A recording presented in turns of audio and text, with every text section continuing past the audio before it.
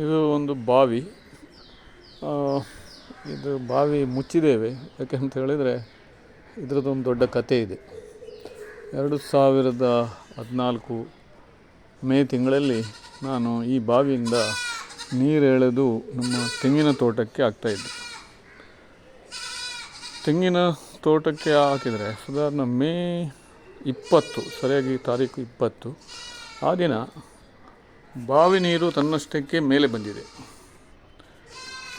ಇದೇನಪ್ಪ ಆಶ್ಚರ್ಯ ಅಂತ ಹೇಳಿ ನೋಡಿದರೆ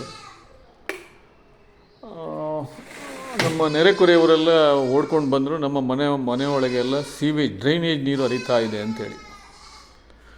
ಸೊ ಇದು ಏನಂತ ನಾವು ಫೈಂಡ್ ಔಟ್ ಮಾಡಲಿಕ್ಕೆ ಹೊರಟ್ರೆ, ಇಲ್ಲಿ ನಮ್ಮ ಮಜಿಲಾ ಏರಿಯಾ, ಇದು ಮಜಿಲಾದಲ್ಲಿ ಒಂದು ವೆಟ್ ವೆಲ್ ಇದೆ. ಈ ವೆಟ್ ವೆಲ್ಲಲ್ಲಿ ಅವರು ಒಂದು ಫಿಲ್ಟರ್ ಟ್ಯಾಂಕ್ ಒಂದು ಕನ್ಸ್ಟ್ರಕ್ಷನ್ ಮಾಡ್ತಾಯಿದ್ರು.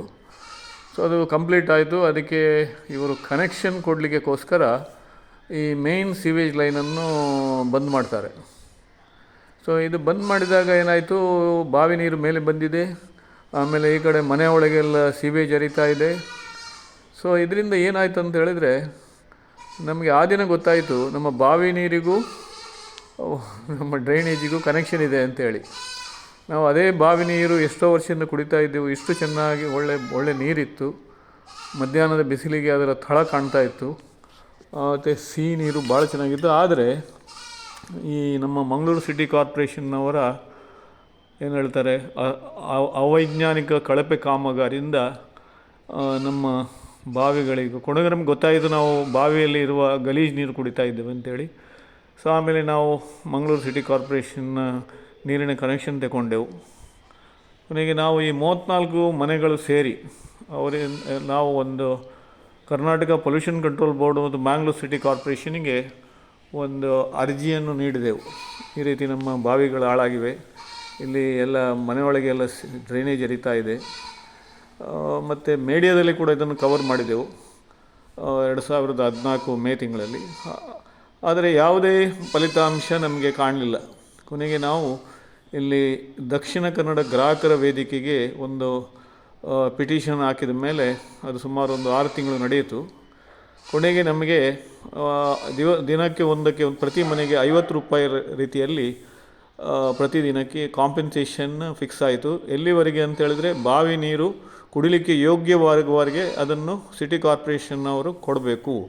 ಇನ್ನೊಂದು ವಿಶೇಷ ಈ ಆರ್ಡ್ರಲ್ಲಿ ಏನಂತ ಹೇಳಿದರೆ, ಅದನ್ನು ಸಂಬಂಧಪಟ್ಟ ಅಧಿಕಾರಿಗಳಿಂದ ವಸೂಲಿ ಮಾಡಬೇಕಂತ ಇತ್ತು.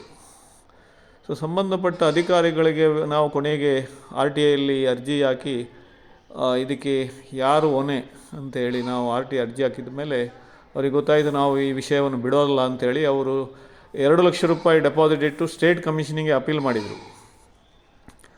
ಈ ಮಧ್ಯದಲ್ಲಿ ಅವರು Karnataka urban infrastructure development corporation, ಅಂದರೆ ಮೊದಲಿನ ಕುಡ್ಸೆಂಪ್ ಅಂತ ಹೇಳ್ತಾರೆ, ಅದರದ್ದೊಂದು ಸರ್ಕಾರಿ ಒಂದು ಸಂಸ್ಥೆ, ಇದನ್ನು ನೇಮಿಸಿದರು. ಏನಂತ ಹೇಳಿದರೆ, ಡ್ರೈನೇಜಿನ ಬಗ್ಗೆ ಒಂದು ಪರಿಶೀಲನೆ ಮಾಡಲು.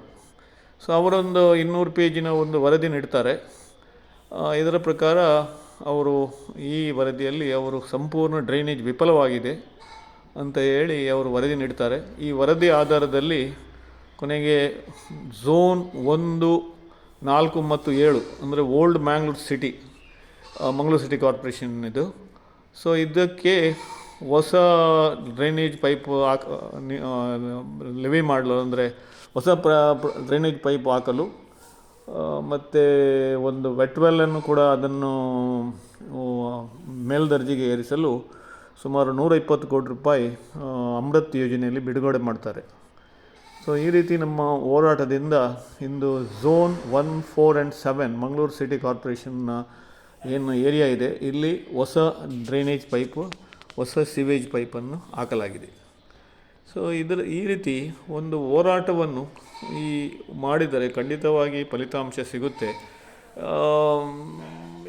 ಇದರಲ್ಲಿ ಇನ್ನೊಂದು ವಿಶೇಷ ಏನಂತ ಹೇಳಿದರೆ, ಇದನ್ನು ನಾವು ಸುಮ್ಮನೆ ಅರ್ಜಿ ಕೊಡೋದು, ಸಿಟಿ ಕಾರ್ಪೊರೇಷನ್ಗೆ ಅರ್ಜಿ ಕೊಡೋದು, ಕರ್ನಾಟಕ ಪೊಲ್ಯೂಷನ್ ಕಂಟ್ರೋಲ್ ಅರ್ಜಿ ಕೊಟ್ಟು ಮನೆಯಲ್ಲಿ ಕೂತ್ಕೊಂಡ್ರೆ ಖಂಡಿತ ಏನಾಗೋಲ್ಲ.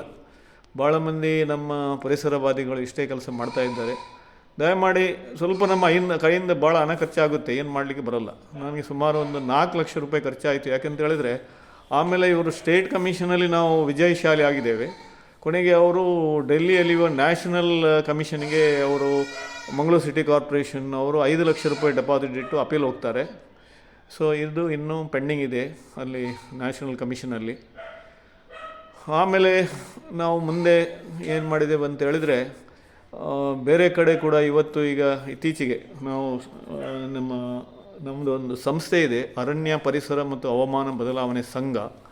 ಸೊ ಈ ಸಂಸ್ಥೆಯ ಅಡಿಯಲ್ಲಿ ಮಂಗಳೂರಿನ ಇತರ ಜಾಗಗಳಲ್ಲಿ ಸುಮಾರು ಏನು ಹೇಳ್ತಾರೆ, ಈ ಕೊಡಿಯಾಲ್ ಬಾಯ್ಲ್, ಬಿಜೈ, ಈ ರೀತಿ ಎಲ್ಲ ಕಡೆ ಈ ರಾಜ ಕಾಲುವೆಗಳಲ್ಲಿ ಡ್ರೈನೇಜ್ ನೀರು ಹರಿಯುವುದನ್ನು ಕಂಡು ನಾವು ಇದರದ್ದೆಲ್ಲ GPS ಫೋಟೋಸ್ಗಳನ್ನು ತೆಗೆದು ನಾವು ಇಂದು NGTಯಲ್ಲಿ ಕೇಸ್ ಫೈಲ್ ಮಾಡಿದ್ದೇವೆ.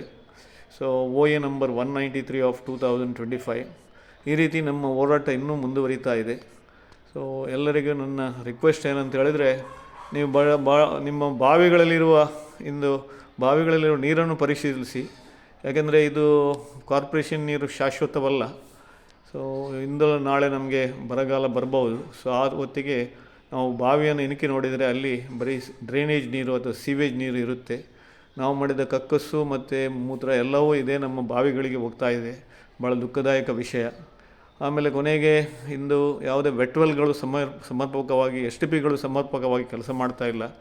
ಇದರಿಂದ ಎಲ್ಲ ನಮ್ಮ ರಾಜಕಾಲುವೆಗಳಿಗೆ ಸೇರಿಬಿಟ್ಟು ನದಿಗೆ ಹೋಗಿ ಆ ನದಿಯಲ್ಲಿರುವ ಪಾಪದ ಮೀನುಗಳು ಕೂಡ ನಮ್ಮ ಕಕ್ಕಸನ್ನು ತಿನ್ನುವಂಥ ಪರಿಸ್ಥಿತಿ ಬಂದಿದೆ. ಮೀನುಗಾರರ ಮುಖಂಡರಿದ್ದಾರೆ, ಅವರು ಏನು ಕೆಲಸ ಮಾಡ್ತಾರೆ ನನಗೆ ಅರ್ಥ ಆಗೋದಿಲ್ಲ.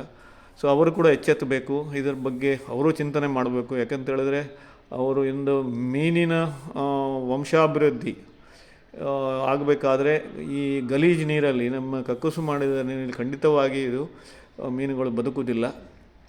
ಅದಕ್ಕೋಸ್ಕರ ನನ್ನೊಂದು ವಿನಂತಿ, ಎಲ್ಲರೂ ಸೇರಿ ನಾವು ಜೊತೆಯಲ್ಲಿ ಕೈಗೂಡಿಸೋಣ ಮತ್ತು ಈ ಹೋರಾಟವನ್ನು ಮುಂದುವರಿಸೋಣ. ಜೈ ಹಿಂದ್, ಜೈ ಕರ್ನಾಟಕ.